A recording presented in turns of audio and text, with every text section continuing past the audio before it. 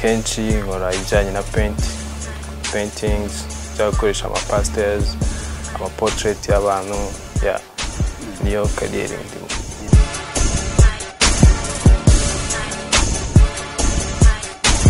Nkuko nabivuga mbikora by'umwuga as professional, ntago mbikora ari kwishimisha cyangwa hobby nkuko umuntu yabyumva ati ndakora art kugira ngo wenda nishime mbona aba followers. Mbikora nk'akazi nk'ibintu numva nashiramo imbaraga.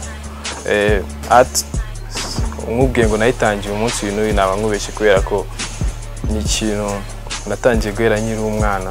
Mu bwana bwanjye niga primaire, ni ibintu nakundaga, ni ibintu nagize amahirwe mu rugo babimenya nkiri mutonya.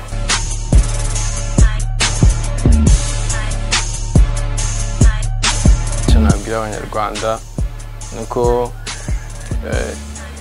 abantu bakunda, ndavuga kuri side ebyiri, abantu bakunda ubuhanzi muri rusange, indirimbo, bakunda gushushanya, fashion, photography, babikunda nk'aba art lovers ko badushyigikira